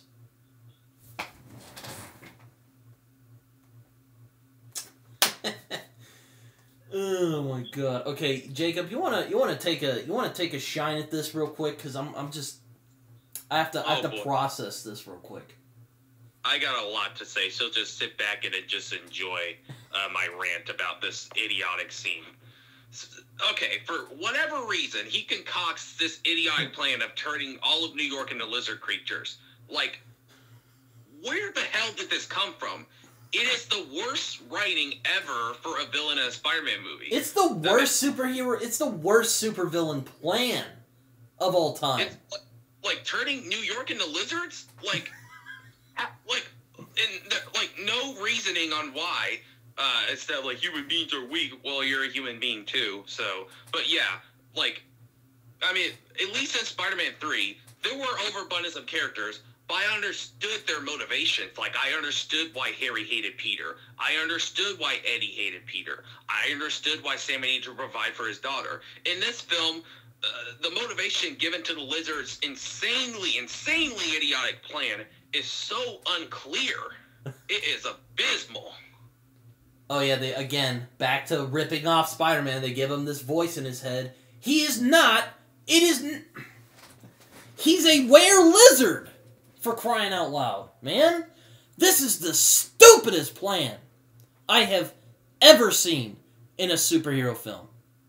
Just dumb. What was he thinking? Turn Why? everyone into lizards. Oh, yeah, that'll turn out well. Yeah, it's like, okay, you turn them into fucking lizards. Now what? Like, this is the most poorly executed. This is the most shoddy plan I have ever heard for a superhero film. For a supervillain, anyway. Yeah, and his reasoning, it's just so cliched. It's so weak. Like, human beings are weak, even though I'm a human being too, so if I'm saying human beings are weak, that means I'm technically weak. And oh yeah, earlier he's like, I don't want them testing my lizard stuff, but then he's like, oh, I'm gonna turn everybody into lizards. Yeah, now you're switching gears now. Now you want to turn everyone into lizards. Makes no fucking sense. Why? Just, fuck. That's the dumbest fucking thing in this movie. That is he like wants to turn everybody into freaking lizards, man. But no motivation, just wants to turn them into lizards. There's barely any motivation. It's just, oh, the humans are weak. I'm gonna turn them into lizards. Then what? Then what are you gonna do? Now what are you gonna do? Yeah, there's no motivation to this character. I was so disappointed on how they betrayed the lizard because I actually like the lizard, the Spider-Man villain, the lizard. But in this film, they just disrespected the character. Even his design, even in the mouth area, like he just looks like a human in the face. He doesn't have like a beak as a lizard. It's just my nitpick of mine. But anyway, yeah, the lizard, they just treated him poorly. I mean, if I were Stan Lee and Steve Ditko watching this movie, I would just be appalled. Yeah, I would be just like offended if I were them. This film is just the lizard. Oh my god. God.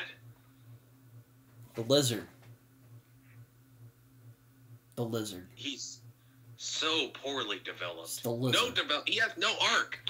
No arc. Other than to regrow his hand and to turn everyone into lizards, which makes no fucking sense.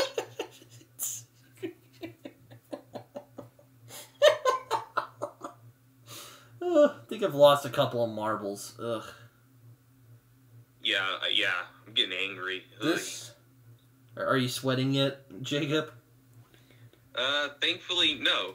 Not as much as the jazz stuff in Spider-Man 3. But this is up there with the jazz. This is like top 5 now. Now we're in top 5 dumb Spider-Man moments. I'm gonna go out on the limb here and say top 3. Like his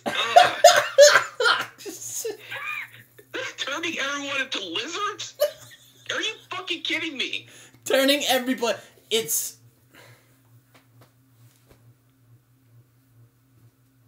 Yeah, this is just as bad as the jazz stuff. It is. I hate it. It's so idiotic. This is so stupid. This has gone off the rails. It's funny, like if I were a part of the crew, I'd be like, I'd be talking to Marc Webb like, bro, what are you thinking? What the fuck is this? What the fuck is this bullshit? He's trying to turn everybody into lizards. I mean, having him turn everybody into lizards? You're supposed to be this smart scientist, right? You're supposed to be like this brilliant scientist. But when you turn everybody into lizards, you should have just asked yourself, why? What am I gonna do when everyone's a lizards? Just rule the world with my little lizard henchman? Like, what else? That's it! Is that what you want to do? If that's what you want to do, hey man, I'm not here to shame you over your supervillain aspirations, but... Yeah, if he at least he would have something. Yeah. If he had motivation, then okay. But no! There's none of that. There's I just want to turn everyone into lizards. He just wants to make lizards, I guess. If I'm gonna be a lizard, everyone's gonna be a lizard. It's so bad. Ugh, And it gets even worse. It gets even worse. It gets even worse from here. Like, I'm not even gonna lie. It gets even worse from here. It does. It does. Excuse me. So Lizard decides to go, or no, they chase Peter. The cops chase Peter around. Or is this during the fight? I think it's during the fight. Okay, so the Lizard decides to go part of this fucking plan, which just, you know what? I'm not done with this. Fuck this plan, okay? This plan is stupid. Whoever wrote that, just stop. Just stop for a moment. Just stop and think for a moment. You should have thought for a moment. Or just quit your job. Or yeah. Quit your job. Yeah, just do that. Just or be a script doctor. Something. Cause just okay. Alright. Green Goblin in the first movie. You got what he was doing and why he was doing it. Doc Ock in the second movie. You knew what he was doing and why he was doing it. Same thing with that, just like Jacob said. Everybody in the Spider-Man 3 movie, as much of a clusterfuck that movie was, at least you understood why everyone was doing what they were doing. Yes. Not in this movie. Yeah. They had motivations. Not the lizard, just to turn everyone into lizard creatures for whatever reason. God. It's because the voice in his head told him to do it. He's just gonna pull out the fucking goofy thing. I'm gonna do it again. You know? Yeah, voice in his head, just like Otto Octavius. And Willem Dafoe completely ripping off those movies. God. Even though he's supposed to be a fucking were-lizard, it's just, no. I bet Carlton's gonna watch this. He's just gonna be like, dude, it was so funny when you guys started yelling about this. It was like... He really is a were-lizard. He really is. He's supposed to be a were-lizard, not a fucking... Jesus. Oh, man. There is one scene I gotta talk about.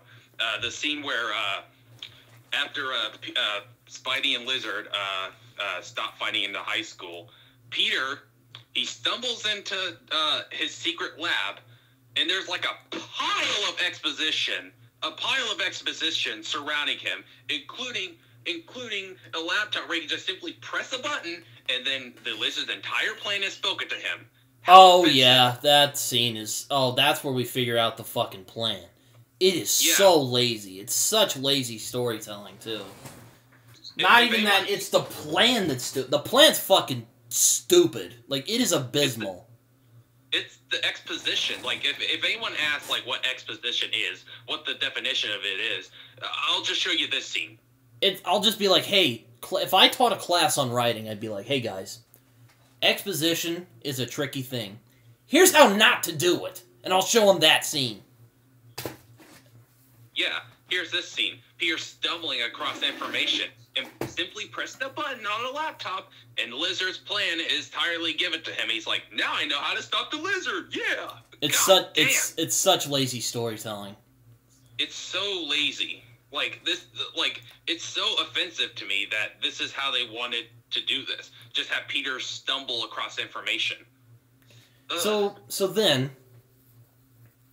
then we get our final confrontation in this movie, where the Lizard decides, I'm going to just fucking do this, and it's really dumb, but, you know, whatever.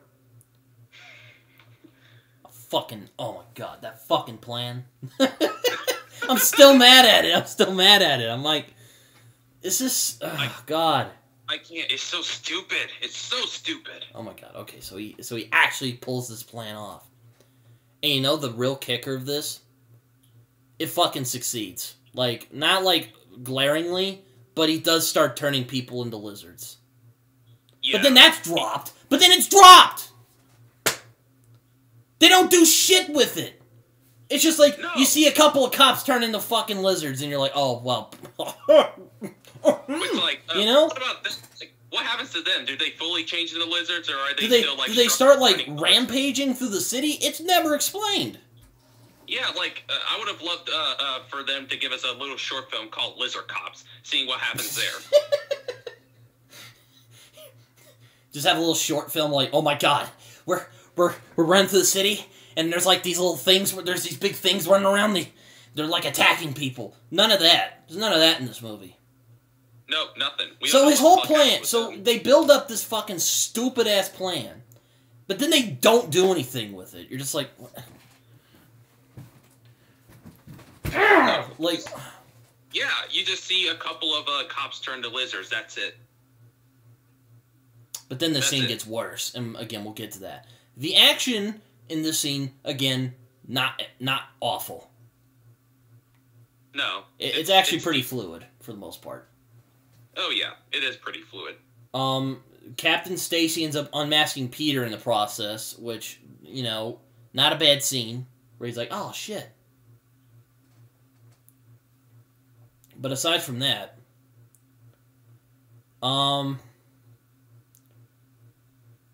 then the scene gets worse. This just... Gwen comes in, because, you know, she's super smart. We mentioned that before. And Peter's all like, hey, make a fucking antidote. She's like, okay, I'll make an antidote. And then she does it! Look, I have no issue with the girlfriend helping out. That's great. I think that'd be great. It's better than fucking damsel in distress, okay? But when it's so... Like, is that her only purpose in this movie? It's just to help you out with stuff? Well, apparently it is, because she has no arc. You know what? Jeez. At least in Amazing Spider-Man 2, they tried to give her an arc. In this, they don't even fucking try. Like, it's just... It's just... I'm standing up lazy. now. It's abysmal! It's lazy! As I said, her two character traits is that she likes Peter Parker and she makes an antidote serum. That's it. And she's smart. We never see this. We're just told this. Other than that, Gwen Stacy has no arc in this movie. No development given to her character. None whatsoever. God. This movie sucks. It's so bad. It's so bad. Again, I thought this movie was better than Spider-Man 2. I think they're about the same and just fucking garbage. Because, I mean, they tried doing new things, but this film is just fucking... Why? Oh, yeah. Also, Irrfan Khan gets thrown out of the movie. I forgot to mention that earlier. We never see his ass again, except in a deleted scene. Yeah, he just completely disappears. And once again, yeah, deleted scene, but it doesn't matter because it's a deleted scene. That's the thing about this movie. It brings up stuff and then it just drops it. Yeah, like, what a complete disrespect to Irrfan Khan as well. The late, great Irrfan Khan. Yeah, the late, great. Rest in peace to you. Yeah, but what a disrespect that they just throw away his character in the movie. Back to the scene. So Gwen makes this antidote, which makes me even more mad. Because... Not because we're, like, secretly misogynistic on the show. Like, it doesn't matter if... Jacob?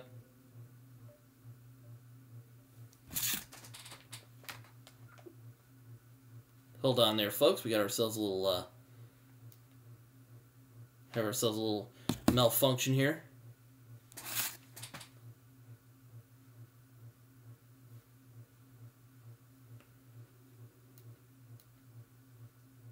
Sorry about that. You alright? Oh, yeah. What just happened? Oh, I don't know. It just said connecting and it just, like, messed up. But, sorry about that, ladies and gentlemen. Had a little technical problem. But, fucking... So Gwen makes the antidote. And then it just makes everyone back to normal. Oh, yeah. But not before the lizard just fucking nails Captain Stacy in the stomach. Yeah, and Then just kills him. It's like, well, whatever. Yeah. Ooh, yeah, you're dead.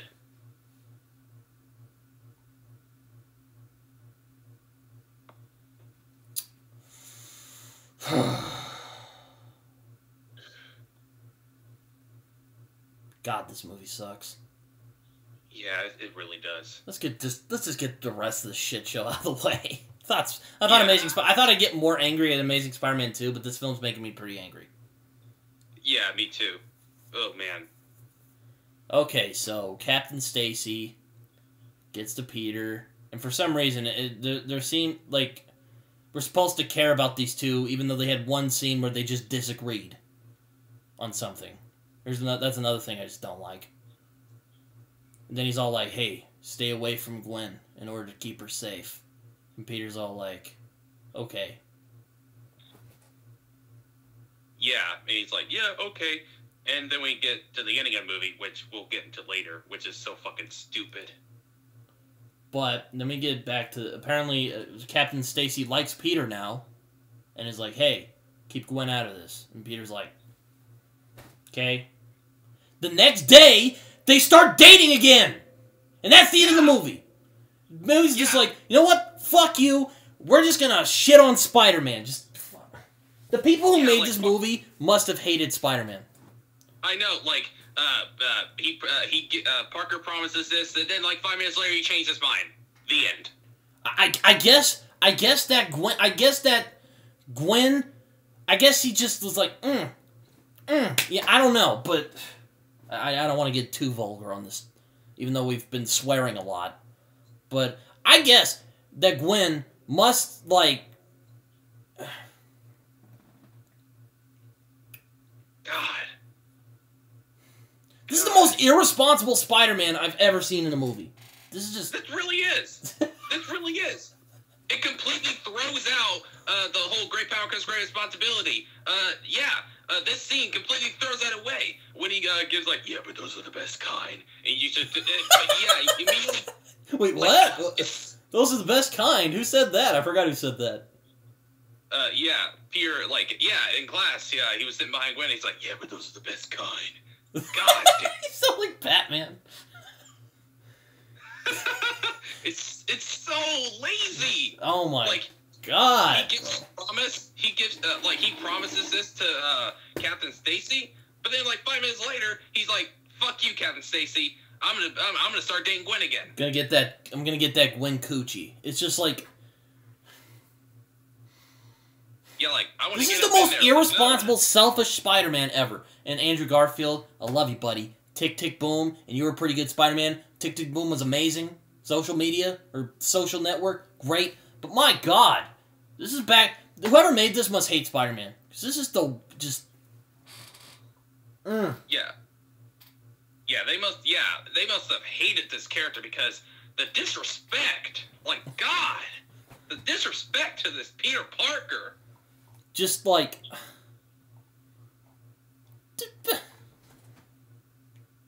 Like, fuck. Jesus H. Christ.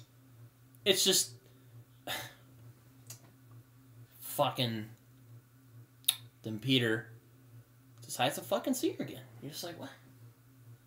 Yeah, but I'm John Travolta, just, you know, that meme of John Travolta in Pulp Fiction, just looking around, just like, you know, shrugging. That's me after the end of this fucking movie. It's just... It really is. It's just like... God. Oh, God. God. Ugh. This film sucks. It is so bad. This movie's just fucking terrible. It is so atrocious. No, Amazing Spider-Man 2 is atrocious. This film is just... It's fucking bad. It's bad. It's just... Okay. You know... okay. Spider-Man in this movie is just fucking... No reason he becomes Spider-Man. Then he becomes Spider-Man for some reason. Then he defeats Connors as the dumbest fucking plan. And then he decides to get with Gwen, even after he told Captain Stacy he'd stay away from her. Again, this is the most irresponsible Spider-Man ever.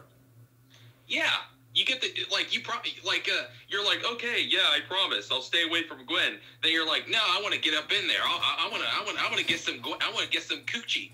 Yeah, and that's the end of the movie. God. It's like this film is like viciously assaulting you, and then it just like gives you a nice little kick right after it beats you up. That's what it feels like watching this movie.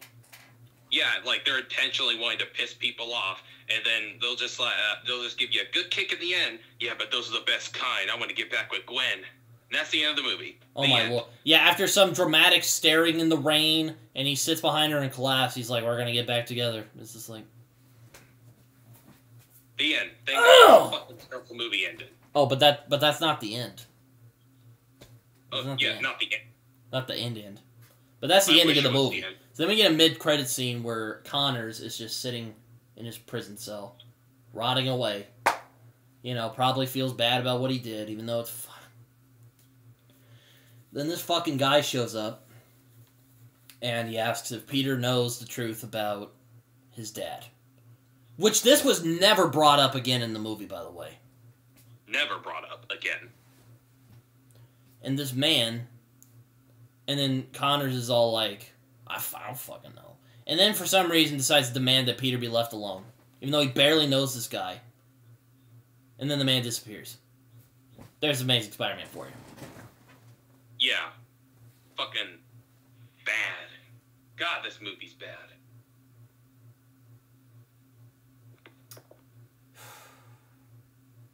It is so bad. You know, this film, there are things I like about this movie, I swear. And we talked about it in this. And we've talked about it. But this is an awfully paced, terribly edited fucking movie. Yeah, there's so much wrong about this. Stories all over the place. So much stuff doesn't make sense. Very little character development. No one has an arc except for Peter and Captain Stacy. Peter's suit looks like a basketball. Like, ugh. There's some nitpicky things here, but this movie is just terribly written. Yeah, it is poorly written. And it was just rehashing stuff from the old Raimi movies. And while I can give that they try to do stuff better, or not better, but they try to do things differently, it's not compelling. It just feels like it's ripped off from other Spider-Man media. Like Spectacular Spider-Man, for instance. Yes. Ripping off the whole Lizard's arc with the Spectacular Spider-Man. And it's not as well done, though, as in Spectacular Spider-Man. It's just... No. This movie is an affront. Well, no. Yeah, Amazing Spider-Man 2 is. This film is just bad. Yeah, it's bad. It is really bad. God. And it's just beyond underwhelming as well. You want to see us waste talent? Here you go. Yeah, and we're going to kick you in the nuts repeatedly while making you watch this movie. Yeah, and let's waste a good director. Marc Webb, here you go. Here's some studio product. Yeah, studio interference. Here you go. God. One of the writers of this movie helped write Spider-Man 2. Oh my god. Maybe that's where the good stuff came from. Maybe that scene where he saves the kid. Maybe that was the dude from Spider-Man 2's. That was one of his scenes. Yeah, if it was, thank you, dude. That was actually pretty good. Parts. You created some of the best parts of this movie. The action was good. Some of the character interactions were pretty good, at least at first. Like, with Peter and Aunt May and Uncle Ben, when Aunt May isn't just, like, worrying and getting on to Peter, which is done even... Which, I don't even have an issue with it. It's in the second movie I thought was worse. Yeah. But... I would say, the only thing I'll give credit to these Amazing Spider-Man movies, the CGI and VFX, phenomenal. Oh, yeah. Fight scenes don't look that bad. The VFX looks pretty good. The Lizard, even though I have issues with what he looks like, doesn't look bad. Like, it's no fucking Rise of the Planet of the Apes or, Andy Serkis ain't Planet of the Apes movies. But, I mean, those movies are fucking amazing. But, it's fine. Yeah, it's fine. The design, I have problems with it, but, it's fine. And you want to know the real kicker of this movie? It got mostly positive reception. The score. Oh, well, the score is actually good, too, before we get to it actually got fucking positive reviews. Yeah, it had a good score on Rotten Tomatoes. It got,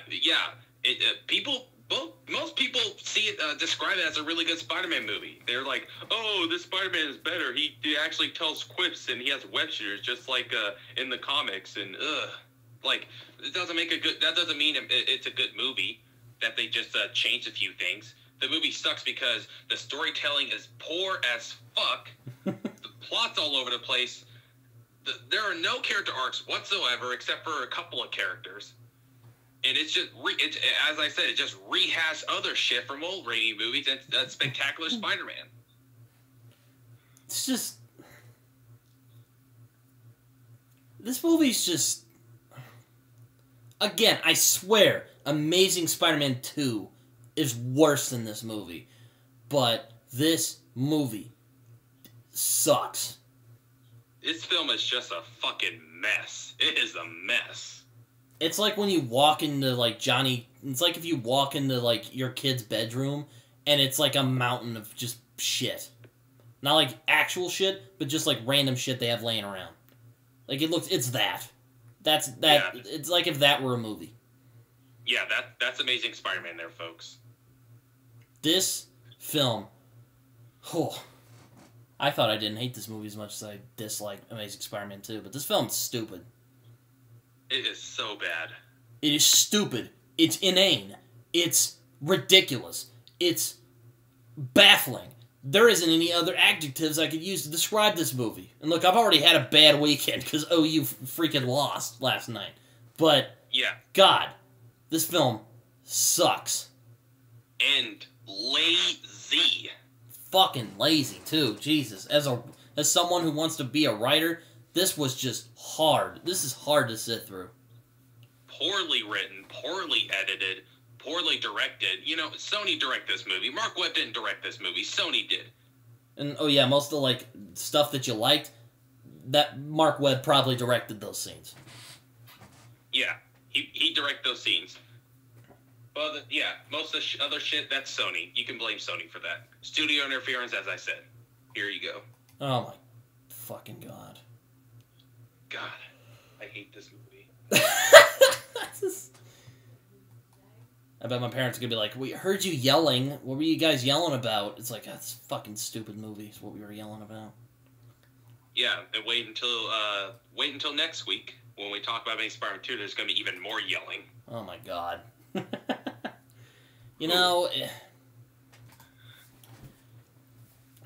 there have been a lot of bad there've been a lot of bad movies out here. There've been a lot of bad superhero films out there, people. Van Stick, Batman and Robin, Batman v Superman, Justice League, or the original Justice League that Joss Whedon and Zack Snyder made. Thor: The Dark World. Yep. Ghost Rider, Green Lantern, Steel. But this, and you know what? You know what the real sad part is of this? We're going to be talking about worse films. We're going to be talking about a worse movie next week. Yeah. Yeah, we talked about a bad film, but we're going to talk about one that's even worse than this film. And that's saying a lot. Oh, man.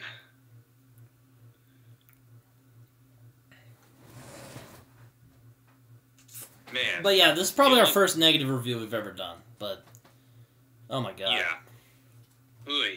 Yeah, can't wait to get these over with. And we get into the good Spider-Man movies, the MCU ones. I can't wait to get those over with, the Amazing Spider-Man movies, so we can get in those good ones. And you know what? I feel so bad for Andrew Garfield. I just want to give that guy a pat and say, you know what? You did a pretty good job of Spider-Man. I know, man. I feel so bad. I feel so bad because he's such a huge fan of Spider-Man. He deserved way more than what he was given. Yeah. But I hope if he is in No Way Home, hopefully this can kind of be his redemption in regards to giving a better script and better stuff to work with. God.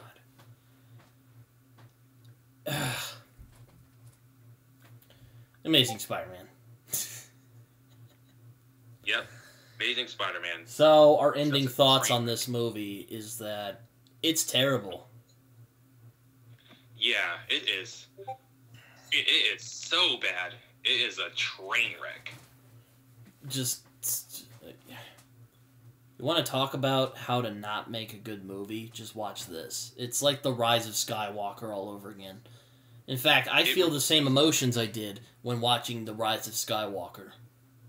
Me too. Rise of Skywalker, I was angry, underwhelmed, and massively disappointed. Same with Amazing Spider-Man. Underwhelmed, disappointed, angry. And the thing is, this could have been good. Yeah, it had a lot of potential, but it was wasted because Sony came in and wanted to do a bunch of shit, and Marc Webb got very little okays in this. He didn't all the best parts of this movie. He probably directed most of it, but the other stuff is just Sony studio interference. And the real kicker is that, again, next week we're going to be talking about an even worse film. Yep, which I consider one of the worst comic book movies ever made. Oh, God. Okay, so that was Amazing Spider-Man 2. Or not Amazing Spider-Man 2. That was the Amazing Spider-Man. Mm-hmm. In short, we don't like this movie. And again, this is probably our first negative review we've done on this channel. Oh, yeah. We've done a lot of positive reviews on this channel, but now this is where we're just like negative. We're angry. We were pretty hard on Spider-Man 3, but this film is just... At least that movie had redeeming aspects to it. This film has very little of that. Very little. And the second movie's even worse. It is. The Amazing Spider-Man, it's a fucking mess. The Amazing Spider-Man has 30 minutes ripped out of it that don't even make sense. I know. This movie's bad. It's just lazy. Yeah, exactly. It's fucking lazy. Terrible film. Terrible storytelling. Some good stuff is snuck in there. Utterly disrespectful to the Spider-Man name. Utterly disrespectful. And, you can tell those people, people who like the MCU Spider-Man, you can tell those people, you can say whatever you want about that. Fuck, I just lost my track of what I was saying. It's got a message from my uncle. What was I saying, Jacob? You're talking about the MCU Spidey. Oh, you can say whatever you want about the MCU being a disgrace to Spider-Man. The MCU Spider-Man being a disgrace to the character. No. This movie is a disgrace to the character. Not the acting. Andrew Garfield, you did a good job. This is not your fault. I want to make that clear in this video. If he ever has, the boon of watching this. It is entirely the fault of the people who made it. Entirely.